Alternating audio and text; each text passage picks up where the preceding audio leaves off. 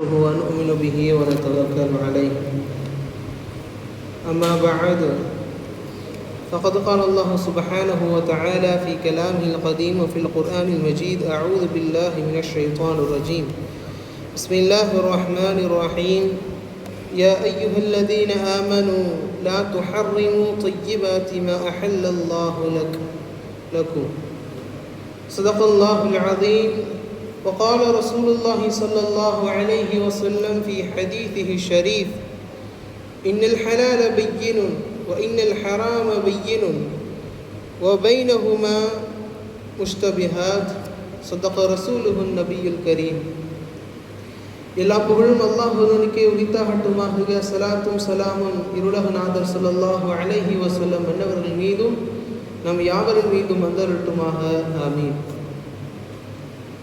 எல்லாம் வல்ல அல்லாஹ்வின் நல்லடியார்களே, அல்லாஹு ஜல்லஷனஹு வ தஆலா மனிதர்களுக்கான உபதேசங்களில் பல உபதேசங்களில் இதுவும் ஒன்று. நமக்கான ஆரோக்கியத்திற்காக, நம் வாழ்வில் வெற்றிக்காக அருமைநாயகம் ஸல்லல்லாஹு அலைஹி வஸல்லம் அன்னவர்களும் அதனை தன் வாழ்வில் கடைபிடித்து வந்தார்கள். அந்த நற்குணம் என்னவென்றால், தன் வாழ்நாளில் முழுக்க முழுக்க ஹலாலான வாழ்வை வாழ்வது, ஹராமை விட்டு தவிர்ந்திருப்பது. அல்லாஹு ஜல்லஷனஹு தஆலா குர்ஆனில் பல இடங்களில் நமக்கு இந்த வசனத்தை கூறுகிறான். யா அய்யுஹல்லதீன ஆமனூ குலூ மின் த்வையிபாத்தி மா ரஸக்னாக்கும். ஈமான் கொண்ட விசுவாசிகளே, அல்லாஹ் உங்களுக்கு ரிஸ்க் அளித்த அந்த ரிஸ்கில் எதுவெல்லாம் நல்லவையாக இருக்கின்றனவோ அதனை நீங்கள் உண்டு கொள்ளுங்கள், அதனை நீங்கள் புசித்துக் கொள்ளுங்கள், அதனை நீங்கள் மேலாடையாக அணிந்து கொள்ளுங்கள், உங்களுக்கு ஆடையும் ஆகதை நீங்கள் பயன்படுத்திக் கொள்ளுங்கள் என்று பல செய்திகளில் அல்லாஹு தஆலா நமக்கு கூறி வருவதை பார்க்கிறோம். ஹலால் என்றால் என்ன, ஹராம் என்றால் என்ன என்பதை பற்றி எல்லாம் பார்க்கிற போது சுருக்கமான ஒரு வார்த்தையில் சொல்ல போனால், எதுவெல்லாம் அல்லாஹு ஜல்லஷனஹு தஆலாவும் ஸல்லல்லாஹு அலைஹி வஸல்லம் அன்னவர்களும் இதை செய்யலாம் என்று நமக்கு அனுமதித்தார்களோ அவைகளெல்லாம் நமக்கு ஹலால். எவைகளெல்லாம் இது நமக்கு தடை என்று விதித்துள்ளார்களோ அவைகளெல்லாம் நமக்கு ஹராம். நாம் குடிக்கிற நல்ல நல்ல உணவுகள், குடிபானங்கள், அவைகளெல்லாம் நமக்கு ஹலால். எதுவெல்லாம் நம்மையே மயக்கச் செய்கிற, நம்முடைய உணர்வை தளரச் செய்கிற மதுகள் போன்ற அவைகளுக்கு எவைகளெல்லாம் ஒப்பாக இருக்கின்றனவோ அந்த எல்லா விதமான போதைப் பொருட்களும் ஹராம். எதுவெல்லாம் மனிதனுக்கு மற்றொரு மனிதன் செய்கிற துரோகங்களாக இருக்கிற வியாபாரங்கள், மோசடிகள், அதுவும் ஹராம் என்று ஒவ்வொரு விடயத்திலும் ஒவ்வொரு விஷயத்திலும் அல்லாஹு தஆலா ஹலாலையும் வைத்திருக்கிறான், ஹராமையும் வைத்திருக்கிறான். அதைத்தான் ஸல்லல்லாஹு அலைஹி வஸல்லம் அன்னவர்கள் சொல்வார்கள்: இன்னல் ஹலால பையினுன். ஹலால் என்பது தெளிவாக இருக்கிறது. வ இன்னல் ஹராம பையினுன். ஹராம் என்ன என்பதும் தெளிவாக இருக்கிறது. குர்ஆனினை நாம் எடுத்து ஓதினோம் என்று சொன்னால் அதில் நமக்கு பல செய்திகள் நமக்கு தெரிகிறது. ஹதீஸை வாசித்தோம் என்று சொன்னாலும் அதிலே நமக்கு தெரிகிறது. சரி, இந்த குர்ஆனிலும் ஹதீஸிலும் இல்லாத சில விஷயங்கள், அவைகளுக்கு என்ன செய்தி? ஸல்லல்லாஹு அலைஹி வஸல்லம் அன்னவர்கள் சொன்னார்கள்: வ பைனஹுமா முஷ்தபிஹாத் உமூரும் முஷ்தபிஹாத்.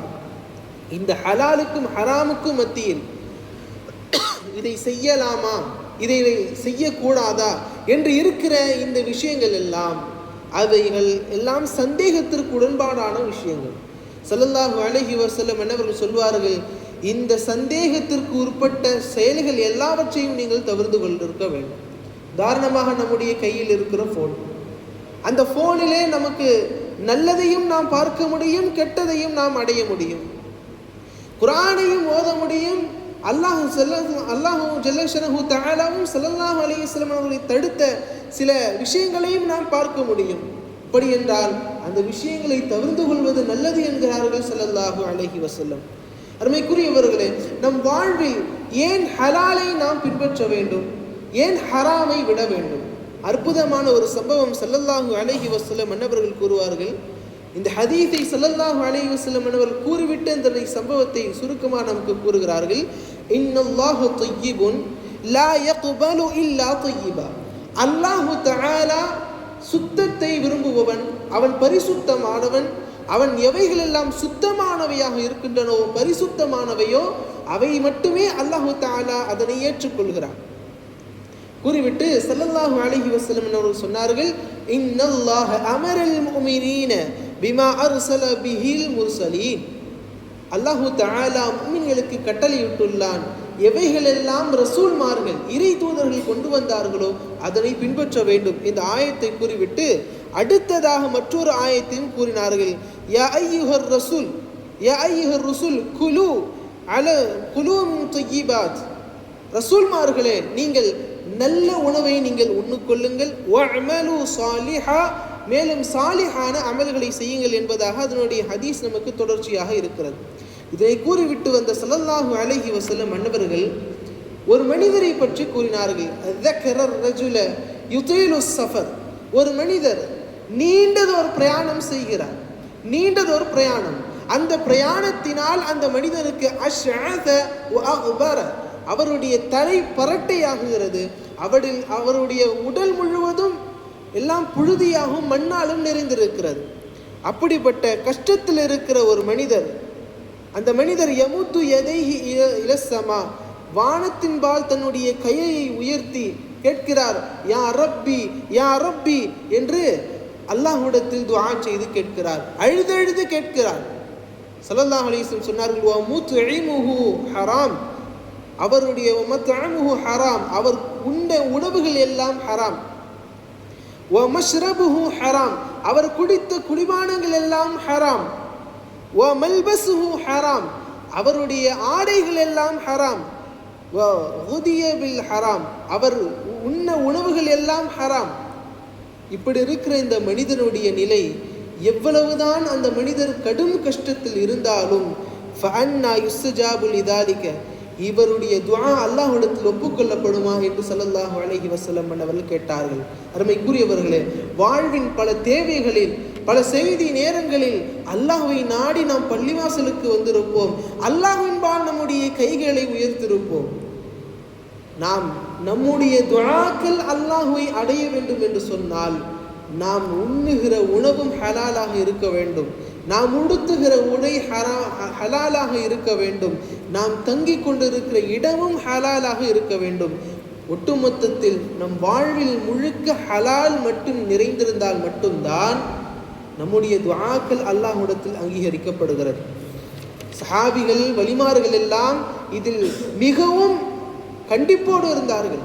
அபூபக்கர் ரலியல்லாஹு அன்ஹு அவர்களுக்கு ஒரு அடிமையின் சார்பில் ஒரு உணவு ஒன்று தரப்படுகிறது. அடிமைதானே என்பதாக அந்த உணவையும் உட்கொண்டு விட்டார்கள் அபூபக்கர் ரலியல்லாஹு அன்ஹு.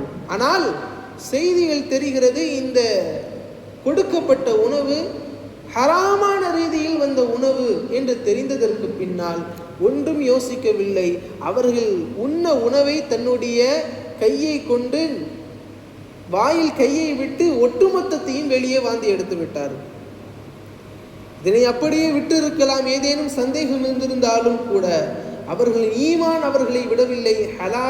ஹலாலை மட்டும் சாப்பிட வேண்டும், ஹராமை நெருங்கக்கூடாது என்பதாக. மதுஹபுகளில் மிக மூத்த இமாம்களாக கருதப்படுகிற தாபிஈன்களினுடைய வரிசைகளில் வரக்கூடிய நுஅமான் இப்னு சாபித் என்று நாம் அறியப்படுகிற அபூ ஹனீஃபா ரஹிமஹுல்லாஹ் அவர்கள் பல சட்டமேதைகள், அவர்களுடைய நாவில் வருகிற எல்லா வார்த்தைகளும் ஹக்கான வார்த்தைகளாக இருந்தது. அவர்கள் பேசினால் ஒட்டுமொத்த கூட்டமும் ஒட்டுமொத்த அரங்கமும் அப்படியே கேட்கும் அளவிற்கு அற்புதமான நாவன்மையை அல்லாஹு ஜல்லஷனஹு தஆலா அபூ ஹனீஃபா ரஹ்மஹுல்லாஹ் அவர்களுக்கு தந்தார். இருந்த போதிலும் அவர்கள் பேசுகிற போது சில தடுமாற்றங்கள் அவர்களுக்கு அவ்வப்போது வரும். இது ஏன் என்று அவர்களிடத்தில் கேட்டபோது சொன்னார்கள், என்னுடைய தந்தை, என்னுடைய தாய், நான் சிறுவயதாக இருக்கிற போது என்னை அண்டை வீட்டாருக்கு பால் குடிப்பாட்டுவதற்காக அனுப்பிவிட்டார்கள்.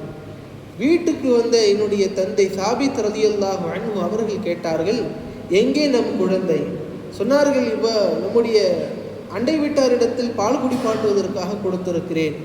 ஓடோடி போய் சென்று அந்த நுஅமான் இப்னு சாபித் எனும் அபூ ஹனீஃபா ரஹிமஹுல்லாஹ் குழந்தையை வாங்கி அந்த குழந்தையினுடைய அவர் குடித்த எல்லா பாலையும் வாந்தி எடுக்க வைத்தார்கள். எல்லா பாலையும் வாந்தி எடுக்க வைத்து விட்டு சொன்னார்கள், என் குழந்தை அதன் துவக்கத்திலிருந்தே அது ஹலாலாக வாழ வேண்டும். அது குடிக்கும் குடியாக இருக்கட்டும், எந்த குடிக்கிற தண்ணீராக இருந்தாலும், பாலாக இருந்தாலும், உணவாக இருந்தாலும், உடையாக இருந்தாலும் அது ஹலாலில் இருந்து துவங்க வேண்டும் என்று விருப்பப்பட்டார்கள். அந்த ஹலாலில் அந்த வாந்தி எடுத்ததில், அந்த குடித்ததில் ஒரே ஒரு சொட்டு என் வயிற்றில் இருந்து இருக்கிறது. அதனால்தான் நான் எவ்வளவு தெளிவாக பேசுகிற போதும் அவ்வப்போது எனக்கு தடுமாற்றங்கள் ஏற்படுகிறது என்றார்கள் அபு ஹனீஃபா ரஹிமஹுல்லாஹ். அருமைக்குரியவர்களே, நம் வாழ்வில் அல்லாஹ்விடத்தில் துஆக்கள் அங்கீகரிக்கப்பட வேண்டுமானால் அதற்கும் நாம் ஹலாலாக வாழ வேண்டும். நம் வாழ்வில் எல்லா நேரங்களிலும் நமக்கு உதவிகள் பெற வேண்டும் என்றால், எல்லா விதமான கைறுகள் நமக்கு வர வேண்டும் என்றால், நமக்கு நலவுகள் வர வேண்டும் என்றால், பரக்கத்துகள் வர வேண்டும் என்றால், எல்லா நிலைகளிலும் எல்லா நபர்களுக்கும் ஹலாலை நாட வேண்டும். எல்லாம் அது அல்லாஹு ஜல்லஷனஹு தஆலா ஹலாலாக வாழும் வாழ்வை நம் அனைவருக்கும் எல்லாம் அல்லாஹ் தந்தருள் புரிவானாக. ஆமீன். வாஹிரு தஅவானா அல்ஹம்துலில்லாஹி ரப்பில் ஆலமீன். அஸ்ஸலாமு அலைக்கும் வரஹ்மத்துல்லாஹி தஆலா வபரகாத்துஹு.